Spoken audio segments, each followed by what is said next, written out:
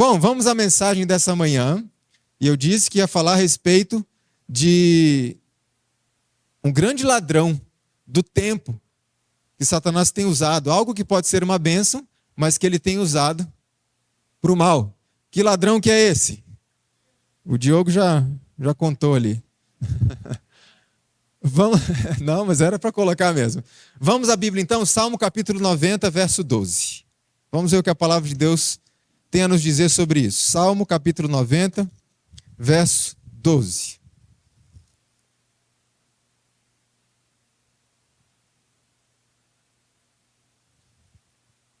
Queria convidar os irmãos mais uma vez, a gente curvar a fronte para falarmos com Deus. A gente nunca deve ler as Escrituras sem orar primeiro. Vamos orar.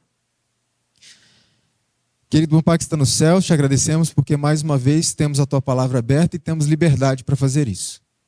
Pedimos que Teu Espírito nos auxilie mais uma vez para que possamos entender o que o Senhor quer nos ensinar nesta manhã e que possamos sair daqui motivados a colocar em prática aquilo que vimos.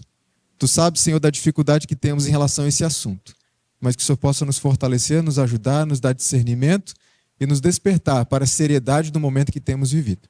Pedimos e agradecemos em nome de Jesus. Amém. Salmo capítulo 90, verso 12, diz assim a palavra de Deus: Ensina-nos a contar os nossos dias, de tal maneira que alcancemos corações sábios. O que o salmista está dizendo basicamente é um clamor a Deus para que o Senhor nos ajude a perceber que os nossos dias eles vão passando. E vão passando de que forma? Muito rápido. A minha esposa e eu, parece que nós nos casamos recentemente.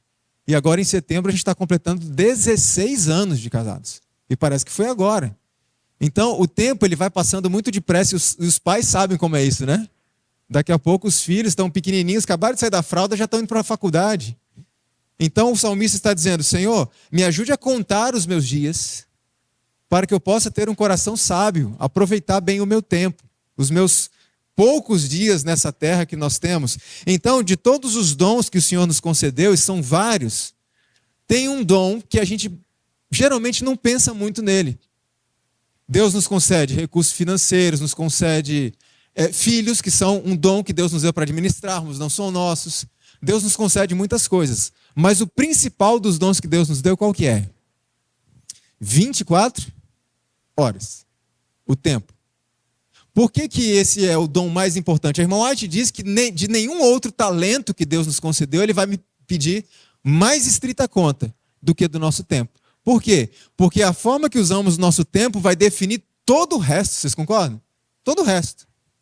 Então o inimigo ele tem trabalhado muito para impedir que a gente use devidamente o nosso tempo, para impedir o nosso preparo para o tempo do fim.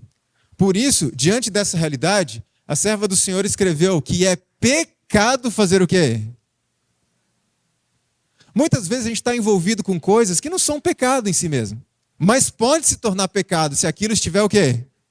Desperdiçando o nosso tempo. Por exemplo, eu vou falar um pouquinho mais sobre a questão da contemplação amanhã à noite, mas a minha esposa e eu gostamos muito de documentários, assistir documentários. Principalmente documentários da natureza. Isso não é pecado. Mas pode se tornar, se a gente estiver fazendo o quê? Desperdiçando tempo nisso, gastando muito tempo nisso e deixando aquilo que é essencial de lado. Então nós temos que administrar bem o nosso tempo. Quanto tempo nós temos por dia? Quem tem mais? Quem tem menos? Ninguém. Inclusive no aspecto da justificação pela fé, da salvação, da transformação de caráter, o tempo é essencial que a gente compreenda essa questão. Porque muita gente entende que Deus tem um alvo muito elevado para os seus filhos, sim ou não? A gente fala de perfeição de caráter e é claro que a gente tem que entender o conceito de perfeição diante de Deus. Porque a irmã White diz que nós podemos ser perfeitos em cada etapa desse processo. Eu gosto de usar o bebezinho como exemplo, né? O bebezinho não tem dente, não fala, não come sozinho, não segura as próprias necessidades. E o médico vai dizer para a mãe que o bebê é o quê? Perfeito, mas por que perfeito? Porque é o que se espera dele naquela fase. Mas se ele tiver 20 anos ainda sem dente, sem comer, sem andar, então tem que haver um progresso. Isso é perfeição bíblica. Não é um platô que a gente atinge que não tem mais nada para fazer, mas é um processo, um processo. E esse processo, o tempo determina tudo. Porque tem pessoas que olham lá para frente, eu tenho que ser perfeito, eu tenho que ser perfeito. Irmãos, eu sempre falo para as pessoas que me procuram, você só tem 24 horas. Usa isso. Não fica com a mente lá no futuro distante. Será que um dia eu vou conseguir? Você pode conseguir hoje. É um dia de cada vez. Então temos que pensar no aspecto do tempo. Um dia de cada vez, vencendo. Muitos psicólogos, quando são procurados, porque a pessoa tem um hábito que quer vencer, um vício que quer vencer, uma das dicas que eles dão é que você estabeleça metas curtas. Eu tenho vício em cigarro. Eu quero vencer, eu vou vencer meu vício em cigarro. Não, estabeleça uma meta curta. Eu vou vencer hoje. Amanhã, uma nova meta. Para hoje, para o dia de hoje. E assim a gente vai progredindo. O tempo é tudo para nós e temos que usar o tempo ao nosso favor. Olha que interessante isso daqui. Vocês concordam comigo que a tecnologia é algo importante e benéfico para o ser humano? Sim, muito. Inclusive para nos fazer poupar o quê? Tempo. Para a gente ter mais tempo para as coisas de Deus, mais tempo para a família. A tecnologia ajuda muito a gente. Quer ver alguns exemplos? Olha só. Isso aqui é um fogão a gás. A gente só tem fogão há 188 anos. Como a gente vivia sem fogão? A lenha. Dava trabalho isso? Gastava tempo? Gastava. E não era só jogar lenha ali e atear fogo. Há todo um trabalho de manter a chama estável. Não pode ser muito quente, nem esfriar. Então dava muito trabalho. E vem o fogão a gás nos ajudar a poupar tempo. Então a gente riscava fósforo. Agora a gente não risca mais fósforo. A gente aperta um botão. Agora a gente não aperta botão. A gente só gira a boca do fogão e ele já acende. É assim, não é? Poupa tempo. Olha o outro exemplo. O carro. A gente só tem carro disponível há 139 anos. Como é que a gente se locomovia sem carro? Cavalo, carroça, a pé, a bicicletinha, né, que é um pouco mais antiga. E uma coisa que me chama a atenção, sabe o que é? Antigamente, raras pessoas tinham carro. Era uma coisa muito cara. E eu percebo que nossas igrejas estavam sempre lotadas. Hoje todo mundo tem carro. E nunca se viram igrejas tão vazias. Eu já passei por essa experiência de estar me arrumando para ir para a igreja numa quarta-feira à noite, de repente começa a chover forte lá fora e eu falo com a minha esposa, puxa, está chovendo e tal. E eu começo a tirar a roupa de ir para a igreja. Mas não tem um carro na garagem? Então veja, isso nos ajuda inclusive a poupar tempo. Charrete, bicicleta, a pé, demorava muito para a gente se locomover. E olha que benção que é o automóvel. E a máquina de lavar, irmãos? A gente só tem máquina há 118 anos. Como é que a gente viveu sem máquina por tanto tempo? Como é que fazia? Ia lá no rio, era à mão.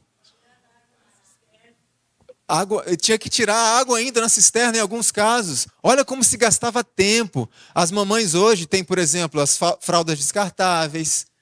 Antigamente as mães tinham que lavar as fraldas.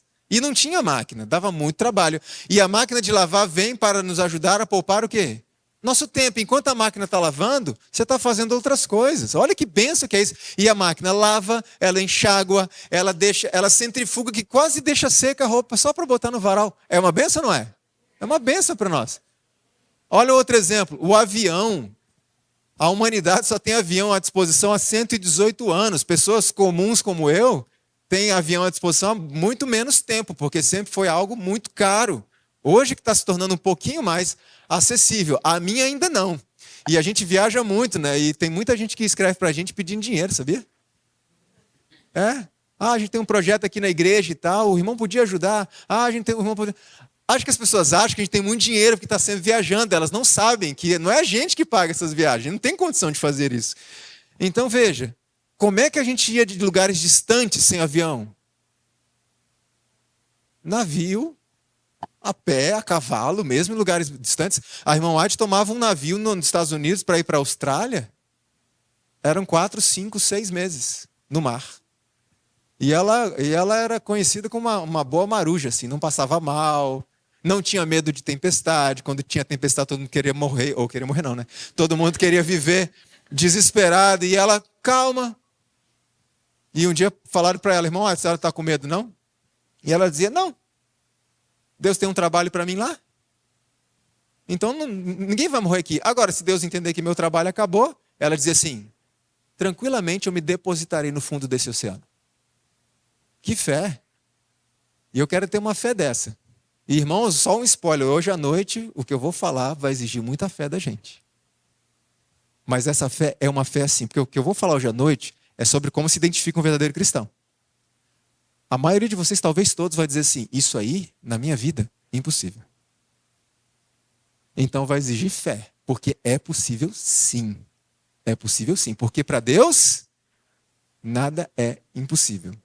Então veja, o avião veio para poupar tempo. Hoje você pode jantar em Guarulhos, tomar seu de jejum nos Estados Unidos. Pode ou não pode? Graças ao avião. Olha como poupa tempo. E o e-mail? A gente só tem e-mail há 59 anos, sabia disso? Como é que a gente se comunicava antes de ter e-mail? Os jovens não sabem o gostinho que é você chegar em casa e na caixa do correio, do lado de fora, tem o quê? Um envelope assim para você. E você abria com tanto gosto, assim, saboreava cada momento e lia aquela carta, que geralmente tinha algumas páginas, não era assim? E o decorrer do tempo, o que foi acontecendo com a nossa comunicação? Vocês vão ver daqui a pouco, foi ficando cada vez mais superficial. Então, o e-mail ajudou a gente? Sim, é uma bênção. Você manda uma mensagem, a pessoa lê na hora, não precisa ficar esperando um carteiro chegar lá e tudo mais. Então, isso é uma bênção. E o computador, que a gente só tem disponível há 53 anos? A primeira vez que eu mexi no computador, eu tinha 15 anos de idade. E ficava com medo de apertar os botões.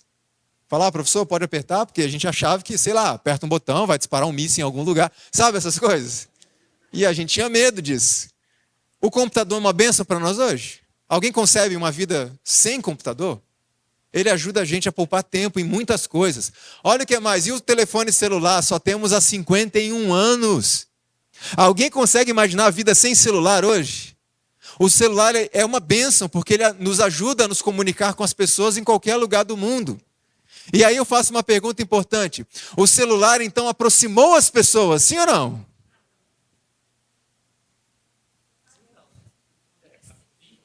Vamos voltar nesse ponto daqui a pouco, tá? Há controvérsias nessa questão.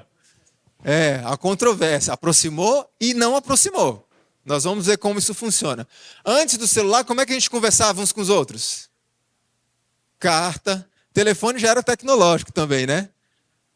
Mas tinha que ir na casa ali, ou no orelhão, alguma coisa assim. Eu passei 8 anos no NASP, Campus 1, e 6 anos desses 8 eu era interno. E eu em São Paulo, minha família é do Espírito Santo, então eu queria falar com minha mãe e meu pai, o que eu tinha que fazer? Eu tinha que ir lá para uma fila, né? Naquele tempo já era tecnologia avançada, a gente colocava um cartãozinho e ficava observando ali, porque o crédito ia acabando, tinha que trocar. Mas eu ainda sou do tempo da ficha. Você põe a ficha, se não completar a ligação, a ficha cai embaixo. E às vezes as pessoas não percebiam isso, você chegava, tinha um monte de ficha embaixo, você enchia o bolso daquelas fichas e ia conversar com as pessoas o resto da sua vida. Agora, imagina se tivesse celular na época que eu estava no NASP. Eu chegava a passar 2 anos sem ver meus pais. 2 anos. É uma benção, mas pode não ser. E a internet ela está disponível para nós há 34 anos. Eu tenho 43. Eu vivi uma vida sem internet. Muita gente aqui viveu essa vida sem internet. Era ruim em certos aspectos, e muito bom em outros aspectos. A internet, então, vem para nos ajudar. A gente pode fazer pesquisas, pode se comunicar uns com os outros, em tempo real praticamente. Então, é uma bênção. Ou não. E o Instagram? O Instagram completou 14 anos, só isso. Alguém consegue imaginar a vida sem? Não, eu não acho que vocês imaginam a vida sem. Eu acho que vocês já vivem uma vida tranquila sem. Né? Até perguntei pro Diogo, passa o Instagram aí do Recanto para a gente poder seguir, acompanhar. Tá? Ele falou, a gente não tem. Tem gente que diz, se você não está nas redes, se você não está no Instagram, você simplesmente não existe. Há controvérsias nessa frase, tá? Há controvérsias. Exatamente. Olha um outro exemplo, o WhatsApp. Só tem 15 anos o WhatsApp, irmãos. Como é que a gente vivia sem o WhatsApp? Presta atenção nisso. Como é que a gente se comunicava sem o WhatsApp? É claro que tem essas coisas, mas ainda é tecnologia, né? A minha época tinha um famoso ICQ, não sei quantos conheceram esse negócio. Não vão muito longe, não. Veja, a gente se comunicava mais como? Frente a frente. Guarda isso que a gente vai voltar nesse ponto. Então, olha só, a tecnologia, nós temos tudo que outras gerações não tiveram para poupar o nosso tempo, para agilizar as nossas atividades. Mas uma matemática não bate. Nós temos tudo que outras gerações não tiveram para agilizar o nosso tempo, para a gente ganhar tempo. Mas a gente não tem tempo para nada. E nunca uma geração se queixou tanto de falta de tempo como a nossa. A matemática não fecha para mim. O que está acontecendo? Conclusão que eu cheguei. O problema é que essas coisas, elas são uma bênção para agilizar e nos poupar tempo quando nós usamos essas coisas. Mas o problema é que muitas dessas coisas é que estão nos usando. E aí que se tornam grandes ladrões do nosso tempo. Será que quando olhamos para a internet, o celular, WhatsApp, Instagram e coisas desse tipo, será que essas coisas estão nos usando hoje? Estão nos escravizando, nos controlando? Aliás, dentro desse contexto, olha que interessante essa pesquisa feita pelas Nações Unidas, ou publicada ali, eu não lembro de que ano que é, mas é relativamente recente. Mais de 3/4 da população mundial possui um telefone celular. Mais de 75% da população mundial tem telefone celular. Isso é uma benção, porque a gente pode se comunicar uns com os outros o tempo inteiro. Ou seja, essa tecnologia aproximou as pessoas. Será? Porque tem outra estatística que não bate com esta aqui, que é suicídio é a segunda causa de mortes entre jovens de 15 a 24 anos, de acordo com a Organização Mundial de Saúde. Veja, se essa tecnologia aproximou tanto as pessoas, porque esta geração é a geração mais deprimida e mais suicida de toda a história. E mais sozinha, né? Mais solitária. Por quê? Porque essas coisas aproximam as pessoas quando nós sabemos como usá-las. Mas quando essas coisas nos usam, isso é um problema. Por que aproximou e não aproximou? Porque estas tecnologias aproximaram quem estava longe, mas afastou quem estava perto. Sim ou não? Então nós precisamos saber usar isso, porque, irmãos, essas coisas nos escravizam facilmente. Se você olhar aqueles relatórios que o celular tem, de quanto tempo você passa em cada aplicativo, você vai olhar que facilmente nós passamos de 4 horas por dia naquilo ali. Facilmente. Eu nem estou falando de trabalho. Facilmente. A tecnologia é uma bênção, inclusive para pregação do evangelho. Mas tem sido usado por Satanás com propósitos muito bem definidos. As potências das trevas estão trabalhando com intensa energia e a passos furtivos vai Satanás avançando para se apoderar dos que agora se acham de que forma? A tecnologia digital tem sido uma ferramenta para manter pessoas distraídas? Sim, muito. Satanás pôs em ação todas as suas instrumentalidades para que os homens sejam enganados, iludidos e mantenham-se ocupados demais. Até quando? Até ao dia da terminação da graça, quando a porta da misericórdia se fechará para sempre.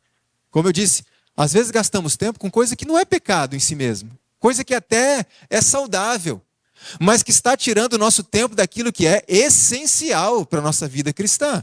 E é um tempo solene que estamos vivendo. A irmã White escreve que chegará um momento que aqueles que desperdiçaram o seu tempo vão se arrepender amargamente de não terem buscado a Deus.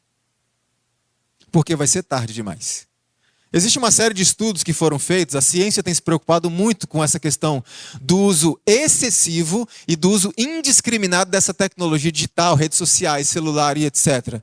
Eu quero fazer um resumo aqui das conclusões dessas pesquisas que foram feitas, de algumas áreas que são prejudicadas do ser humano, áreas de relacionamento e também na própria fisiologia humana. Por exemplo, a primeira área que eu queria tratar, que é prejudicada, é a área do prazer. Esse tipo de tecnologia digital, ela causa uma estimulação de dopamina, certo?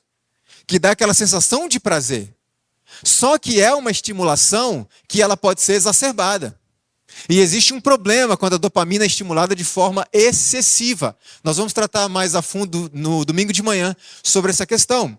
Porque quando o seu corpo começa a se acostumar com uma quantidade, um estímulo de dopamina constante, Ele vai esperar aquilo o tempo inteiro. E em determinado momento em que você se vê diante de uma atividade simples, não hiperestimulante, você não sente o quê?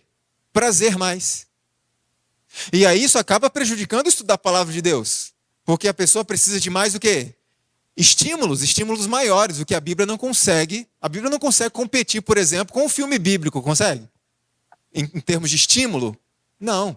Então as pessoas vão perdendo prazer pelas coisas simples da vida. E hoje muitas pessoas preferem passar um dia inteiro no Instagram do que um dia inteiro conversando com seus familiares. Por causa do estímulo que ela depende. Mas na domingo de manhã eu quero explicar isso de uma forma um pouco mais simples, um pouco mais didática.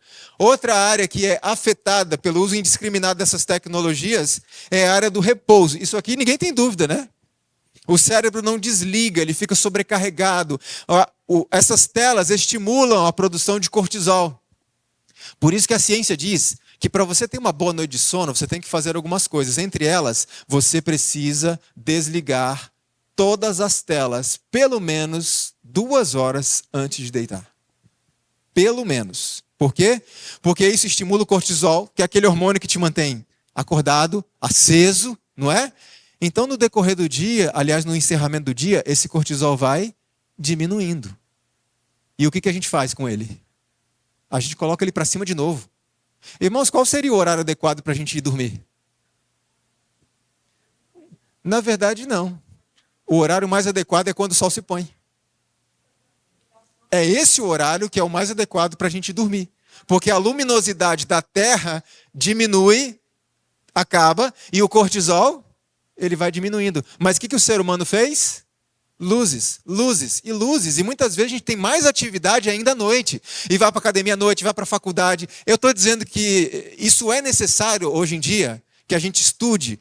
A gente não vive no mundo ideal. A gente vive no mundo real. Mas nós temos que estar atentos, porque geralmente, qual a última coisa que a gente faz antes de dormir? Geralmente, estou falando assim na sociedade em geral. Olhadinha no celular, tela. E a primeira coisa? Uma olhadinha no celular. Fale, amor. Você pode. Ah, sim, verdade.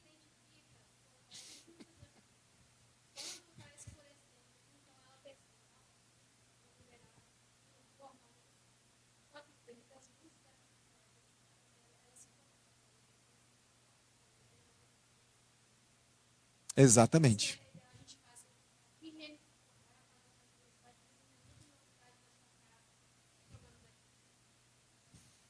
Esse problema de insônia eu não tenho. Meu problema é acordar. Exatamente. Então, essas telas estão mantendo a gente sempre aceso. Sabe qual é o resultado disso? Ansiedade. Deixa eu dar uma dica para vocês. Tudo isso é pensado, tá? Essa tecnologia. Por exemplo, aquele botãozinho de like do Facebook, houve toda uma equipe de técnicos para poder conceber esse like. Não é à toa. Tenham muito cuidado, por exemplo, com a ferramenta do WhatsApp, que é de avançar a velocidade do áudio. Sabe por quê? Isso desenvolve rapidamente ansiedade. E no momento que você tem que conversar com alguém ou ouvir um áudio na velocidade normal, a gente aguenta. Eu falo por experiência, não aguenta. YouTube é a mesma coisa, põe uma pregação lá para velocidade dobrada e tal. Quando você vai ouvir uma pregação normal, você fica tenso, ansioso. Cuidado com essas coisas, isso é muito, muito perigoso. A gente não está pensando nisso. Então, a área do repouso está sendo afetada. O resultado disso é um organismo constantemente em estado de alerta, ansiedade. A outra área afetada é a memória, porque o nosso cérebro tem uma capacidade excepcional e infinita de processar informações, mas de armazenar informações, não. O cérebro é limitado. Então, muitas pessoas estão ali, por exemplo, você está na rede social, no Instagram, você fica arrastando aquela tela o dia inteiro, o que está acontecendo na sua memória? Está captando um monte de informação e a maioria delas inútil. E aí eu preciso guardar um texto bíblico aqui. Não consigo. Sabe o que é? A idade, né, vai chegando. E muitas vezes não tem nada a ver com a idade. Tem a ver com o cérebro cuja memória está sobrecarregada. Não cabe mais nada. Então a gente está se sobrecarregando de informações. A memória está sendo prejudicada. A outra área é a área da aprendizagem. Os computadores, essas mensagens, elas não têm emoção. Além do que, a gente fica arrastando tela. A gente raciocina em tudo que está lendo? Não, a gente só está olhando, olhando, olhando, sentindo coisas, e ai daquele que publicar um textão. Alguém lê? Ninguém aguenta. Qual é o resultado? A gente perde a capacidade analítica. Olha que interessante essa reportagem da BBC. Hábitos digitais estão atrofiando nossa habilidade de leitura e compreensão? O fato de lermos cada vez mais em telas em vez de papel, e a prática cada vez mais comum de apenas passar os olhos superficialmente em múltiplos textos e postagens online, podem estar dilapidando nossa capacidade de entender argumentos complexos e de fazer uma análise crítica do que estamos lendo. Hoje o pessoal está com uma dificuldade de interpretação de textos. Os professores aqui presentes sabem que é uma das maiores dificuldades dos alunos. E hoje tem muita briga acontecendo, tem muita família se dividindo, porque a pessoa não entendeu o que o outro falou. Vai numa comissão de igreja. Às vezes o irmão faz uma observação normal, o outro irmão já fica ofendido com aquilo. E pronto, a confusão está armada. Nós estamos com dificuldades. Um dia eu estava pregando numa igreja e o assunto que eu estava falando é sobre a experiência que Cristo teve no Getsemane. Aquilo ali é impressionante, surpreendente, é chocante para nós. E no final um irmão me procurou e falou: irmão, só pelo Espírito Santo, viu? Eu falei: o quê, irmão? Não, para entender. É profundo demais isso. A questão, irmãos, o Espírito Santo está à nossa disposição para nos ajudar a entender, mas nós estamos prejudicando a nossa capacidade de compreensão, principalmente de coisas mais profundas e complexas, porque a gente está acostumado a fazer o quê? Só passar os olhos nas coisas, a gente não se aprofunda. E eu não sei quantos já passaram por isso. Muitas vezes a gente está lendo um texto, na terceira linha a gente já não lembra o que leu na segunda e na primeira. Por quê? Não está acostumado a refletir, ponderar, a se concentrar naquilo. E concentração, vou voltar a falar no sábado à noite. Da questão da contemplação. Então nós temos que entender o que pode estar nos atrapalhando na vida espiritual. Inclusive, a leitura digital parece não favorecer as habilidades de compreensão dos leitores. E o processamento das informações é mais o quê? Mais raso, mais superficial nesses meios online. A outra área afetada é a área da afeição. Os relacionamentos se tornaram superficiais com a tecnologia digital. Quer ver? Computadores, eles pensam. Fala-se muito de inteligência artificial, né? E esse negócio, irmãos, é assustador às vezes. Esses dias aí um amigo meu, que é francês, pegou um vídeo meu, manipulou lá na inteligência artificial e mandou para mim o Leandro Dalla pregando em francês. A minha voz, eu falando em francês. Aí eu postei no meu Instagram, os irmãos, o Leandro Dalla fala francês. Eu falei: falo bastante, me leva na França que você está bem comigo. Então veja, é assustador o que a inteligência tem feito, mas tudo que a inteligência artificial faz é baseado em dados pré-armazenados, sim ou não? Qualquer coisinha que aconteça diferente daquilo, ele não sabe, a inteligência artificial não sabe como reagir. Então, quanto mais, isso a ciência diz, quanto mais dependentes, quanto mais escravizados por esse tipo de tecnologia, os seres humanos vão ficando cada vez menos humanos e mais máquinas. Mas como assim, Leandro? Sim, a gente consegue ver em muitos lugares. Um dia eu vi uma cena, um helicóptero caiu numa rodovia de São Paulo. Vocês lembram disso? O jornalista Ricardo Boechat estava dentro do helicóptero e faleceu. O helicóptero caiu em cima de um caminhão. O motorista do caminhão estava lá dentro. Uma mulher estava na porta do caminhão tentando forçar para ajudar o motorista, enquanto o povo estava fazendo o quê? Filmando e tirando foto. Ninguém estava ajudando a menina. Então a gente vai se tornando cada vez menos humanos e mais máquinas. É mais importante conseguir uma postagem legal, diferentona, do que salvar uma vida. Tem sido assim ou não tem? Deixa eu mostrar umas imagens para vocês sobre essa questão da afeição, como tem afetado a área da afeição. Como eu disse, aproximou quem estava longe, mas afastou quem estava perto. Olha isso aqui. Tomando um lanche com os amigos. É assim ou não é? E existe uma forte possibilidade desses amigos estarem conversando entre si dentro de um grupo de WhatsApp. Olha outro exemplo. Curtindo uma praia. Cadê a praia, amigo? Tá em algum lugar por aqui. Curtindo uma praia. Olha o outro. Passeio com a namorada. Que romântico. Reunião de família. Irmãos, a gente não vai ter tempo para falar sobre isso. Mas isso aqui, ó. A ciência chama isso de crime contra a criança. Estou falando da ciência. Na França, inclusive, é proibido a produção, por lei, de material desse tipo para crianças com idade menor de 3 anos. Proibido. E tem toda uma pesquisa científica que fundamentou a decisão do governo francês. A ciência chama isso de crime. Colocar o celular na mão de uma criança com uma idade tão pequena. E eu me pergunto até hoje, para que uma criança precisa de um celular? Pense, os prejuízos são imensos. E sábado à noite eu quero falar um pouco mais sobre esses prejuízos. Outro exemplo, almoço em família. Sabe o que mais me chama a atenção nessa foto? É olhar para os pratos. Ninguém mexeu. Porque tem que tirar o quê? Não, tem que tirar uma foto dos pratos e etc. Irmãos, deixa eu falar uma coisa importante para vocês. Talvez muitos não saibam disso, mas a gente não precisa tirar foto de tudo. Talvez alguns não saibam disso. A gente não precisa tirar foto de tudo. Eu sempre apelo a muitas pessoas, tirar foto não é pecado. A gente às vezes quer guardar aquilo para relembrar depois, isso é normal, isso é gostoso, a gente faz isso. Mas muitas vezes a gente está tirando tanta foto que está deixando de guardar as coisas aonde? E muitas vezes eu apelo, tira foto, tá bom, tira foto. Mas separa um tempo para contemplar. E hoje a gente está tão condicionado por essas coisas, que a gente vai andando, a gente chega num lugar bonito, vê um lugar tão bonito, qual a primeira coisa que vem na mente? Não é parar ali e ficar contemplando, pensando em Deus. Não, a primeira coisa que vem na mente, eu tenho que tirar uma foto disso aqui? É assim ou não é? A gente não precisa tirar foto de tudo. Olha outro exemplo. Família foi visitar a avó que estava se sentindo sozinha. A avó aqui, ó. É a única que não tem celular.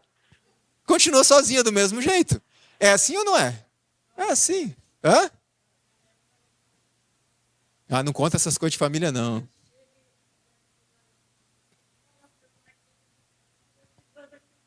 Aí. Mas é uma visita, não é? É uma visita. Olha a situação que a gente está. Olha o passeio com o filho. Pelo menos o filho está curtindo o passeio. Adorando ao Senhor na igreja. Irmãos, isso tem se tornado tão comum hoje. Porque de todas essas áreas que nós vimos aqui, a área principal que é afetada como consequência de todas essas é a área espiritual. Primeiro ponto, falta de tempo para Deus, porque estamos muito ocupados nas nossas redes sociais. Sabe o que eu estou fazendo nas redes sociais? Eu estou pregando evangelho, irmão. Tudo bem? Pode estar, não tem problema nenhum. Mas Deus não quer pessoas que trabalhem para Ele. Ele quer pessoas que trabalhem com Ele. Entendem a diferença? Tem muita gente que vai trabalhar bastante para Deus, fazendo a pregação do evangelho, levar muitas pessoas aos pés de Cristo. E quando Jesus voltar, Jesus vai falar para essas pessoas, não conheço vocês. É assim? Não está escrito na Bíblia isso não? Então, é tempo com Deus. Nós precisamos ter tempo para Deus. E essa área espiritual não é só afetada pela questão do desperdício de tempo e a falta de tempo para Deus, mas também, muitas vezes, não conseguimos desconectar dessas coisas nem na igreja na hora do culto.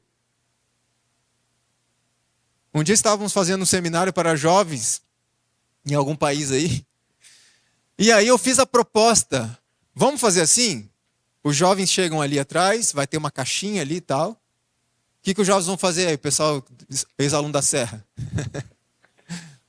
Coloca o celular na caixinha, participam do culto. Quando acabar o culto, pega o celular e vai para casa. Qual você acha que foi a reação daqueles jovens? Mas de jeito nenhum. De jeito nenhum. Porque, Leandro, eu acompanho o sermão ali, quando o pastor fala da Bíblia e tal, abro no livro e tal, eu abro no meu celular. Tudo bem se você faz isso, mas eu pergunto, se aparecer uma bolinha vermelhinha no WhatsApp ali, com uma mensagem que acabou de chegar, você tem esse domínio próprio? Não, estou na hora do culto e eu não vou ver. Eu tenho. Tá, fizeram uma pesquisa um tempo atrás, colocaram um homem diante de um computador e ligaram eletrodos no cérebro dele para monitorar a atividade cerebral dele. Disseram assim, olha, seu celular está aqui do lado do computador. Ele vai tocar. Mas é a gente que está ligando para você. Não atenda, é a gente. É só um teste. Não precisa atender. Tá bom? É a gente, não é sua mãe, seu filho, ninguém. É a gente. Fica tranquilo, não atenda. Ele tá bom. Ele ali trabalhando. Quando o celular tocou, ele sabia, são os pesquisadores, estou nem aí. mas o cérebro dele registrou atividade cerebral de intenso estresse. Porque só o som do celular tocando já estimulou o cérebro dele. Ele entrou no estado de estresse para poder atender. Então, mesmo que você não veja a mensagenzinha enquanto está prestando atenção no culto, o teu cérebro vai ser estimulado naquela direção.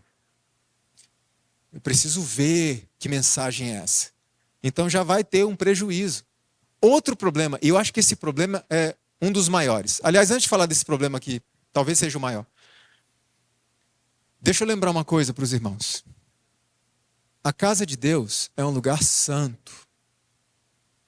É a casa daquele que, ao se manifestar no alto do Monte Sinai, fez o monte fumegar. E se alguém tocasse no pé do monte, seja ser humano, seja animal, o que acontecia? Morria. É o mesmo Deus? É o mesmo. Mas muitos de nós estamos indo à casa do Senhor como se estivéssemos indo a um parque. Então a gente senta no banco da igreja, a irmã White diz que nós temos que fazer o quê enquanto o culto não começa? Espírito de oração.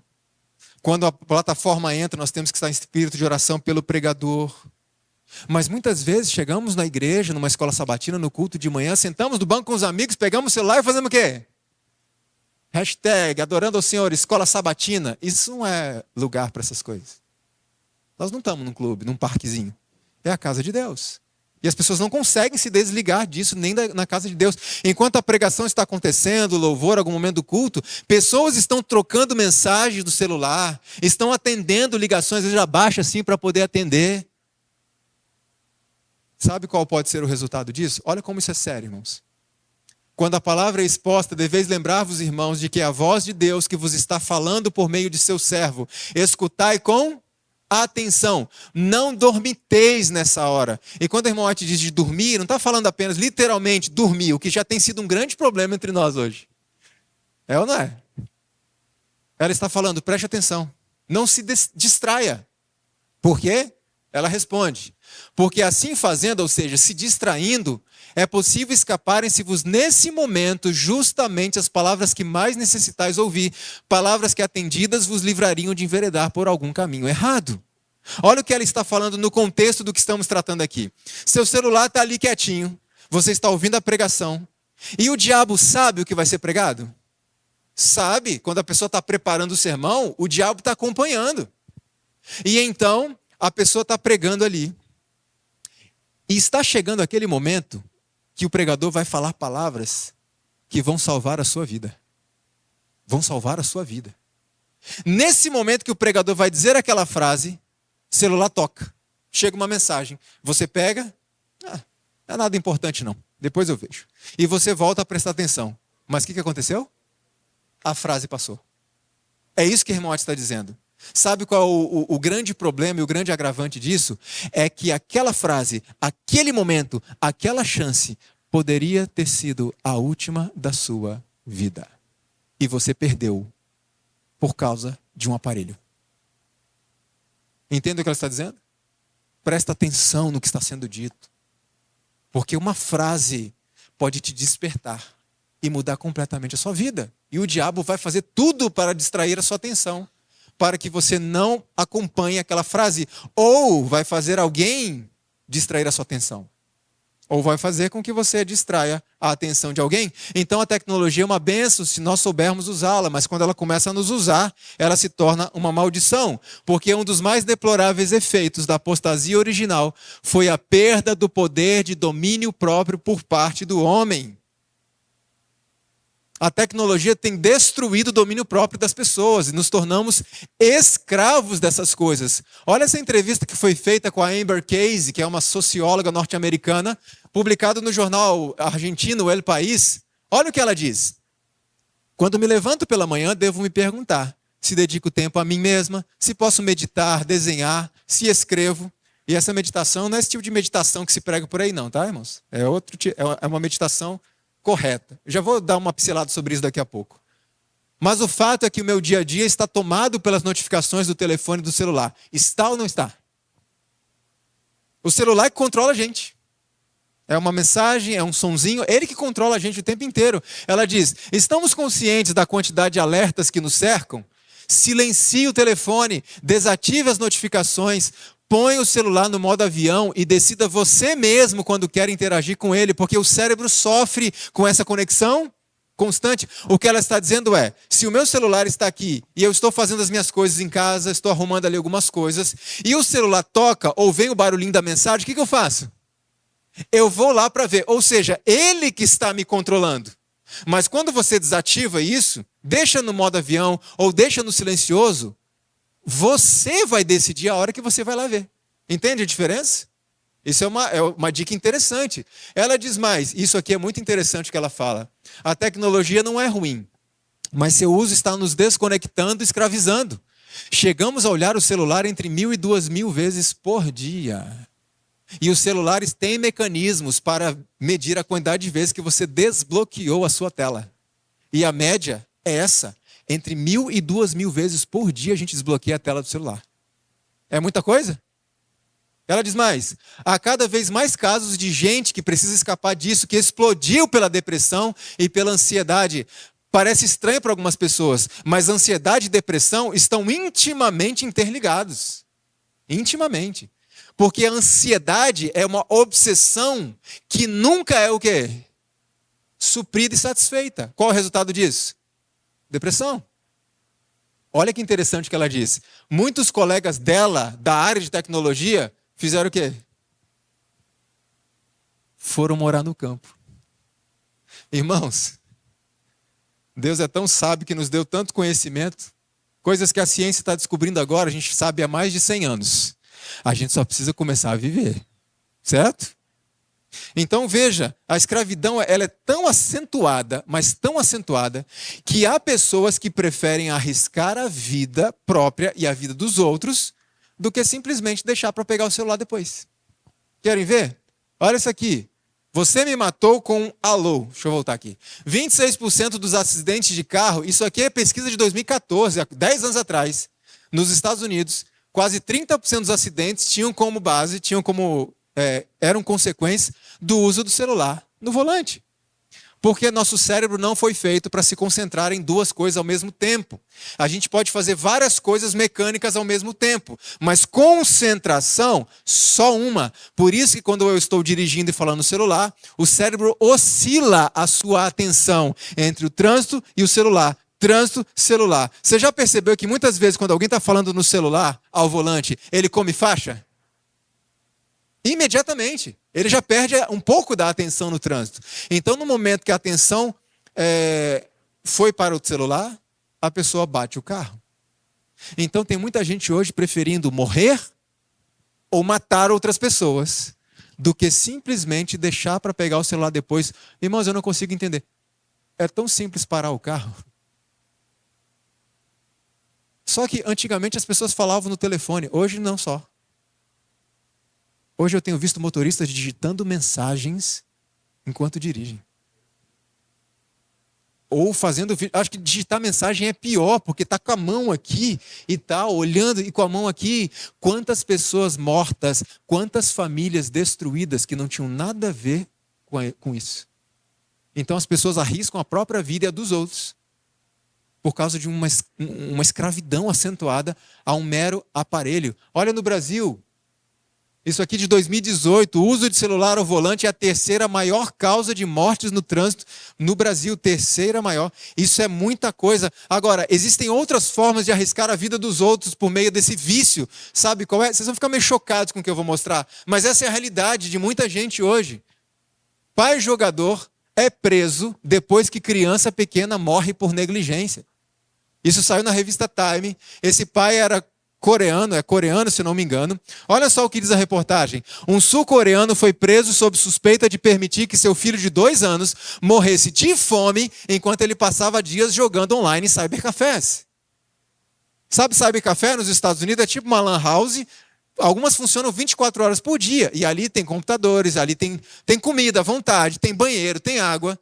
Esse pai, ele ia para essas lan houses e ele passava dias e dias e dias lá sem voltar para casa.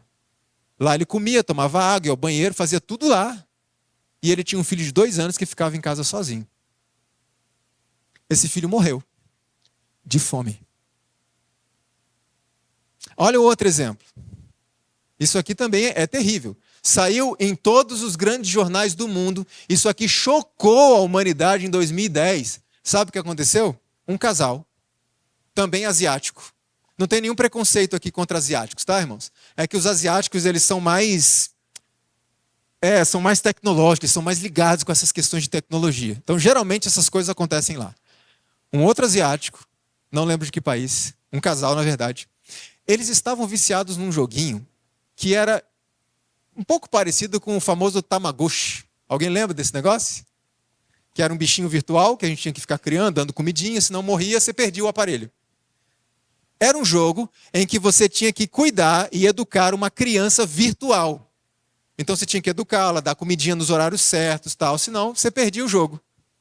Esse casal se viciou de tal forma nesse jogo, só que eles tinham uma bebezinha de 3 meses de idade. Sabe o que aconteceu com a bebezinha? Morreu de fome. Porque a gente sabe que um bebezinho tão pequenininho, ele precisa se alimentar com mais regularidade, mais frequência. Esses pais foram presos. Olha o que aconteceu.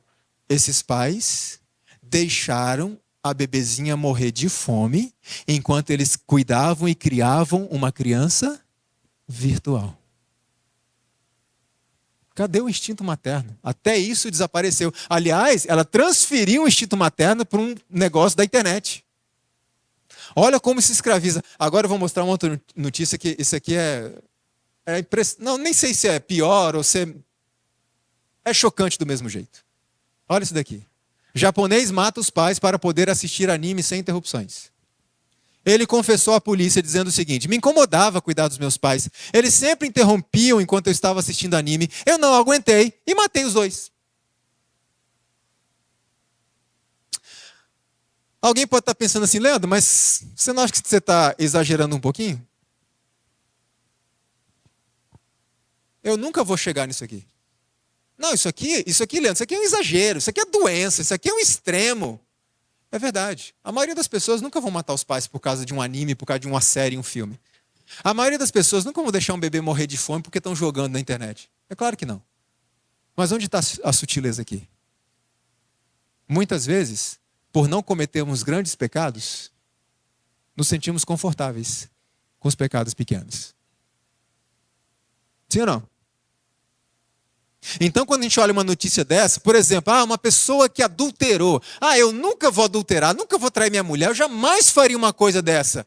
E por eu jamais cometer um pecado tão grande, humanamente falando, eu me sinto confortável com aquela olhadinha para a menininha que está passando na calçada da rua. Afinal, é só uma olhadinha. O que é um adultério diante de uma olhadinha? Os dois vão perder a salvação se não se arrependerem. Tanto da olhadinha quanto o adúltero. Jesus diz que se atentar numa mulher do pensamento, você já pecou. Muitas pessoas dizem, não, mas eu nunca vou matar meus pais, eu nunca vou matar uma pessoa. E nunca vai matar mesmo. Mas por não cometer esse grande pecado, eu me sinto confortável com o ódio que eu alimento no meu coração contra o meu irmão. E Jesus diz que odiar o irmão é assassinato. Eu nunca vou sentar diante do computador, assistir um filme pornográfico, eu nunca vou fazer uma coisa dessa. E pode ser que não, apesar de que hoje a gente está tomado desse vício.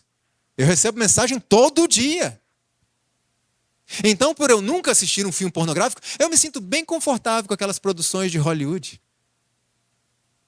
Um filme pornográfico? Não, eu assisto Game of Thrones, que para mim é quase a mesma coisa. Vocês entendem qual é a estratégia de Satanás? Não, você jamais vai cometer um pecado como esse. Mas o que é esse negocinho que você está fazendo? Fica tranquilo, vai perder a salvação do mesmo jeito. E nós temos que estar atentos a isso. E a tecnologia tem nos engolido de tal forma que nós não estamos percebendo. Alguém pode pensar, aliás, alguém aqui é escravo dessa tecnologia? Algumas pessoas fazem assim. Se alguém levantou, eu levanto também. Ou então eu vou dizer, olha, eu tenho um primo que ele é viciado nisso aí.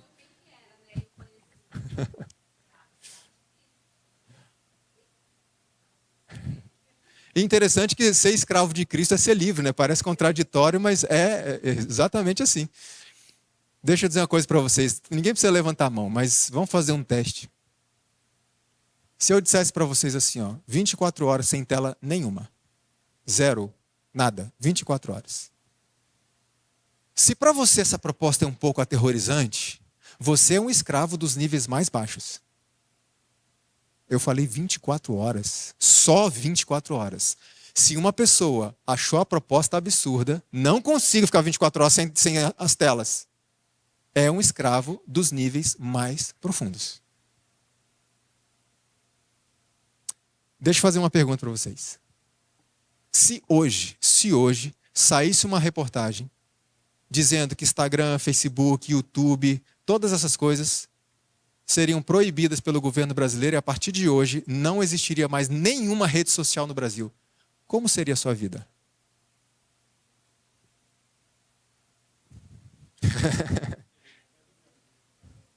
Olha a reflexão, tá? Se a sua vida seria... Não, tranquilo, minha vida segue normal, como sempre foi, tranquilo. Amém. Mas se você achou essa proposta, se hoje, a partir de hoje, não existisse mais Instagram, minha vida ia sofrer um baque tremendo. Irmãos, tem muita gente que depende de Instagram para ser feliz. Para ser feliz. Então, se você é um desses, fique atento. Eu não estou dizendo que Instagram é ruim, não. Eu estou dizendo que a gente não pode deixar que essas coisas nos escravizem. Aí vem o algoritmo, né? Não, mas para o algoritmo recomendar os seus vídeos, suas postagens, você tem que fazer o quê? Você tem que movimentar, você tem que estar sempre postando, senão o algoritmo... E a gente fica nessa obsessão diária. Hoje eu não postei nada, meu Deus, eu tenho que postar alguma coisa. Mais um fator de ansiedade na vida de uma pessoa. Aí é suicídio. Se postar e ninguém curtir. E nós transferimos nossos relacionamentos para o meio virtual da seguinte forma. Eu brigo com o irmão na igreja, tem uma discussão, aquela coisa e tal, eu vou para casa chateado. Eu posto uma coisa qualquer e aquele irmão curte. O que eu penso? Pronto, nosso problema se resolveu. Ele curtiu. É assim ou não é? Ou então eu posto alguma coisa e fulano de tal... Por que fulano de tal não curtiu? Será que tem alguma coisa errada? Olha como é que a gente mede os nossos relacionamentos pelos cliques. E a gente fica dependente de cliques, de views, de likes. Isso para a vida do cristão é péssimo. Porque para o cristão, o verdadeiro cristão, ele se importa mais com os outros do que consigo. E essa tecnologia tem treinado pessoas a serem egocêntricas, antropocêntricas, vaidade, falsidade. Uma pessoa posta uma foto lá, uma foto horrorosa. Uau, irmã, como você está linda. Não está nada. Falsidade, sim ou não? E a pessoa começa a se achar e tal. Irmãos, isso aqui está destruindo os nossos relacionamentos e está destruindo a nossa vida cristã, não só por causa do tempo que a gente está desperdiçando, mas porque está moldando muitos dos nossos valores. E quando nós somos dominados por essas coisas, informação para todo lado, telas e coisas que chamam a nossa atenção o tempo inteiro, Jesus chega e faz um convite para a gente. Querem ver que convite é esse? Vinde vós aqui à parte, a um lugar deserto, e faça o quê? Descansa. Jesus está dizendo, filhos, desliga o celular. Vem num lugar à parte. Vamos conversar um pouco. Descansa. Desliga essa televisão, desliga esse computador. Vamos num lugar tranquilo. Vamos conversar um pouquinho. Lembre-se que os discípulos chegaram falando com Jesus um monte de coisa que tinham feito. Expulsamos demônios, fizemos isso, curamos pessoas, Senhor. E Jesus disse, isso é muito bom, filhos. Mas faz o seguinte agora. Vem aqui descansar um pouco. Jesus não disse, vão a um lugar descansar. Ele disse, vem. O que ele quer dizer? Comigo. Vem passar um tempo comigo. Desliga essas coisas. Irmãos, é uma luta na nossa vida, porque até você acorda 4h30, 5 horas da manhã para ter o seu devocional. E eu apelo aos irmãos, não pegue o seu celular enquanto não terminar o seu devocional. O diabo é muito esperto. Eu já experimentei isso várias vezes na minha vida, de levantar cedo, abrir minha Bíblia, me ajoelhar para orar, mas antes, deixa eu dar uma olhadinha se tem alguma mensagem. Uma mensagem urgente às 4 da manhã? Pode ser, né? E eu ia dar uma olhadinha e tinha uma mensagem ali. Fui dar uma lida, era uma mensagem que me aborreceu. Acabou meu culto. Acabou meu devocional. Porque eu passei o devocional inteiro tentando fazer o devocional, mas o que não saía da cabeça? Aquela mensagem, porque eu tenho que terminar aqui, porque eu tenho que responder. Não, não vou deixar assim não. É assim ou não é? Então não pegue no seu celular em momento algum do seu dia até você terminar o seu devocional. Jesus fala, desliga isso, descansa um pouco. Sabe o outro apelo que a Bíblia faz para nós concluirmos? Assim diz o Senhor, ponde-vos nos caminhos e vede, e perguntai pelo quê? Às vezes a gente precisa voltar para onde? Voltar para os antigos, para a era do gelo, como se diz, né? Tem que voltar para a era passada. E o que a gente vai encontrar lá? O bom caminho. E andarmos nele, e acharemos o quê? No contexto do que estamos falando, os marcos antigos. Vamos voltar para as antigas um pouco. É hora de nós começarmos a estudar as páginas da Bíblia. E não tem pecado nenhum em você rabiscar a Bíblia. Escrever, marcar, pintar, não tem pecado. Estudar a Bíblia nas suas páginas em vez de estudá-la num celular, que facilmente vai distrair para outras coisas. É o momento de voltarmos à oração particular. Conversar com Deus. Eu e Ele. E eu nem estou falando de culto familiar. Esse é um outro momento. Estou falando do devocional pessoal. Irmãos, Jesus não tem Instagram. A gente precisa parar de ficar compartilhando nossos casos, nossos problemas, nossas angústias no WhatsApp, no Instagram, no Facebook para todo mundo e começar a recorrer a quem? Ao Senhor. Chegou o momento de nós começarmos a sentir prazer, sabe em quê? No silêncio. A gente perdeu o prazer no silêncio. Tudo tem que ter um som, tem que ter uma música de fundo, tem que ter alguma coisa. Chegou o momento da gente começar a sentir prazer na calma, na reflexão tranquila, buscar a instrução de Deus em vez de buscar supostas instruções em filmes, novelas pseudo-bíblicas. Não vou ter tempo de falar sobre isso, mas isso é uma artimanha de Satanás tremenda. E quando eu falo de silêncio, irmãos, lembre de uma coisa. Eu não estou falando do silêncio da mente, ok? Eu estou falando do silêncio dos ruídos exteriores. Esse negócio de esvaziamento da mente, isso não é bíblico. A nossa mente tem que estar constantemente cheia das coisas do céu. Quando eu falo silêncio, ter prazer no silêncio, é ter prazer nesse momento em que todos os ruídos ao redor se silenciam. Desliga o som, desliga o celular, desliga a televisão, desliga tudo. Aquele momento de silêncio para estudar e meditar nas coisas de Deus. E quando eu falo meditar, não estou falando de mantra, de misticismo, de oração contemplativa. Não é isso. É tomar um texto bíblico, é pensar, é refletir no que aquele texto está dizendo para mim. É usar a imaginação, imaginar as cenas quando você lê uma história bíblica. E isso é algo que filmes e novelas não deixam você fazer. Eles impõem as cenas, falsas inclusive. Chegou o momento da gente começar a sentir prazer numa conversa, assim, sabe? Um bate-papo. Deixa o celular para lá. Vamos nos visitar mais. Vamos conversar mais frente a frente. E essas pessoas que vão buscar essas coisas antigas, coisa de velho, que muita gente diz, o que elas encontram? Descanso para as vossas almas. Sabe qual é a intenção de Deus com isso? Quando todas as outras vozes silenciam, o silêncio da alma torna mais distinta a voz de Deus. Repito, estou falando do silêncio dos ruídos. Não é uma mente vazia, ok? Tudo bem. Eu entendi que eu tenho desperdiçado meu tempo. Dá para recuperar? Sim ou não? Vamos ver, esse é o último texto. O tempo esbanjado poderá ser recuperado quando? Dá para recuperar o tempo perdido? Não, porque passou, não tem como. Olha, não podemos fazer voltar atrás nem sequer um momento. Então, Leandro, você está dizendo que eu estou perdido? Não dá mais para recuperar? Calma, o texto não acabou. O que eu posso fazer então? Ela diz, a única maneira de podermos remir nosso tempo consiste em utilizar o melhor possível o quê? Dá para recuperar o tempo perdido? Nunca mais. Mas dá para fazer uma coisa, usar melhor o tempo daqui para frente. E eu costumo dizer, sempre que eu faço seminário sobre pornografia, sobre filmes, séries, etc., eu falo o seguinte, não importa mais o que fizemos até este momento. Para Deus, não importa mais. Importa o que vamos fazer daqui para frente. Então tome essa mensagem, como o Diogo disse ontem muito bem. Leva isso para casa, porque entender é simples. Qual que é a nossa luta? Ou é só a minha? A nossa luta é praticar. Eu entendi, mas agora a prática. Jesus disse certa vez assim, eis que estou à porta e bato. Se alguém ouvir a minha voz e abrir a porta, eu entrarei, cearei em sua casa e ele comigo. Por que muitas pessoas não estão abrindo a porta?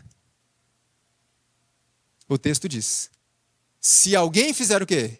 Antes de abrir, ouvir. Aqui está o problema. Muitas pessoas não estão abrindo a porta para Cristo porque não estão ouvindo. Porque a música está alta demais. Porque os filmes estão muito legais. Porque o Instagram está muito animado. E eles não estão ouvindo Jesus batendo na porta. E essa é uma cena triste, irmão. Sabe por quê? Porque Jesus é o dono da festa. É Jesus quem oferece o banquete. E o dono da festa está do lado de fora, batendo, pedindo para entrar. Que cena triste. Porque eu não estou ouvindo ele bater. Então precisamos silenciar todas essas coisas. Eu repito, essas coisas não são ruins, se a gente souber usar. Se a gente souber dosar o tempo. Não deixe essas coisas te escravizarem. Domina esse aparelhinho tão pequenininho que está na sua mão. Não deixe ele te dominar.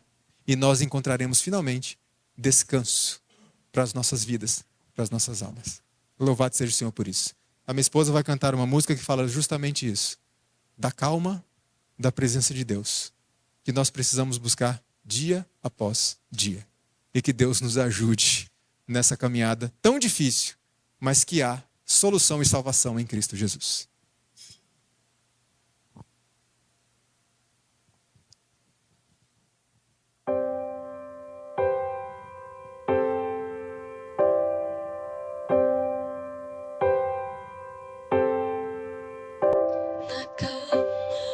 De tua presença eu te escuto, meu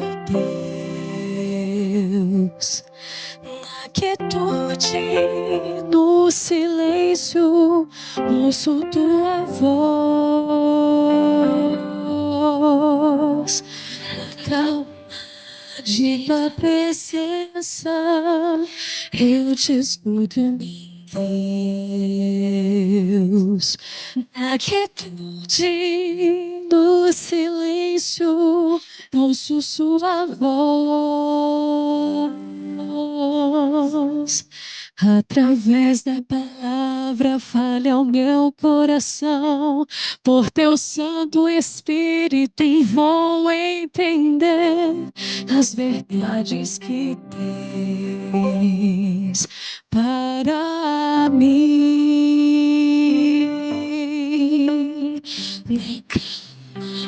De tua presença eu te escuto, meu Deus. Na quietude, no silêncio, ouço tua voz.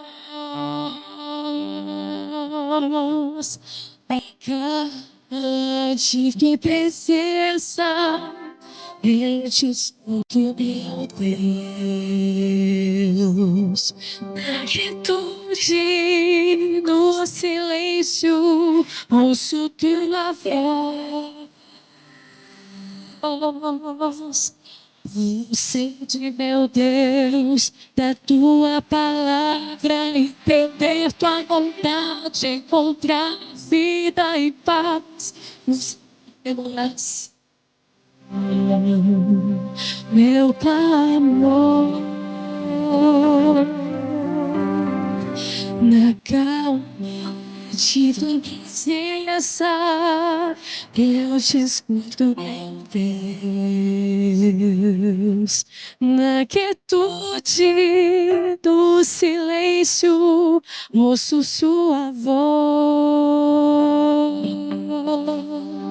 na calma de tua presença, eu te escuto em Deus, na quietude do silêncio, ouço sua voz, meu Deus, meu Deus, na quietude, no silêncio, ouço sua voz.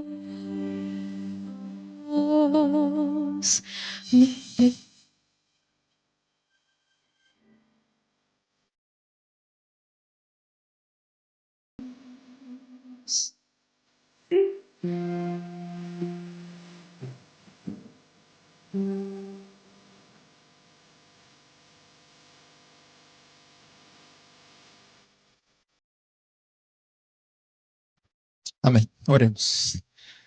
Querido bom Pai que estás nos céus, te agradecemos, Senhor, pela tua palavra, pelas escrituras sagradas, pelos testemunhos do Espírito de profecia que foram dados a nós como um presente do céu, para que pudéssemos nos conduzir nesta terra, de modo que pudéssemos agradar ao Senhor cada vez mais.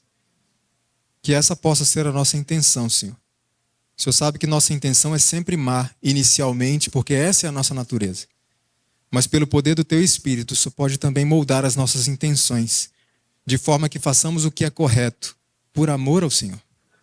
Como uma forma pequena de agradecer ao Senhor pela salvação que já foi concedida. Nós te agradecemos porque o Senhor é tão misericordioso, tão piedoso, tua graça é tão abundante, que pode alcançar o mais profundo do abismo do pecado e resgatar uma pessoa de lá. Mas, Senhor, ainda que tenhamos consciência, de repente, que não estejamos num poço tão profundo de pecado, nós sabemos, Senhor, que os nossos pequenos pecados também nos tirarão do céu. Por isso eu te suplico, em primeiro lugar, não permita que o orgulho suba ao nosso coração, de forma a pensarmos que somos melhores do que os outros, mas que possamos entender que grandes pecados ou pequenos pecados tirarão pessoas do céu, e uma dessas pessoas pode ser eu. Por isso eu te peço, Senhor, abra os nossos olhos, que possamos entender que a caminhada cristã é progressiva. Não existe um ponto em que possamos nos assentar e dizer, pronto, alcancei tudo. Não existe, Senhor, ajude-nos a entender isso. Que por mais avançados que nos consideremos na caminhada cristã, nós devemos ouvir a voz de Cristo falando, mais ainda, filho, mais ainda. E que a nossa resposta seja sim, Senhor, mais ainda. Mas que nessa caminhada não venhamos a desistir por causa de uma ideia que é disseminada pelo teu inimigo, de que não existe solução mais para nós. Mas que possamos entender, Senhor, que existe poder à disposição e mais do que suficiente para transformar plenamente a nossa vida, de tal forma a nos tornar semelhantes a Jesus Cristo. E esse é o sonho de todo cristão, Senhor, ser parecido mais e mais com Jesus, principalmente no seu temperamento. Obrigado por esses momentos que temos passado aqui, momentos de união, momentos de proximidade, momentos de comunhão entre irmãos e contigo, e que o Senhor permaneça conosco durante todos os momentos aqui, nos ajudando a compreender, a digerir estas mensagens, e que voltemos para casa prontos, dispostos e fortalecidos para colocarmos em prática tudo o que ouvimos. Nós pedimos essas bênçãos e agradecemos em nome de Jesus. Amém.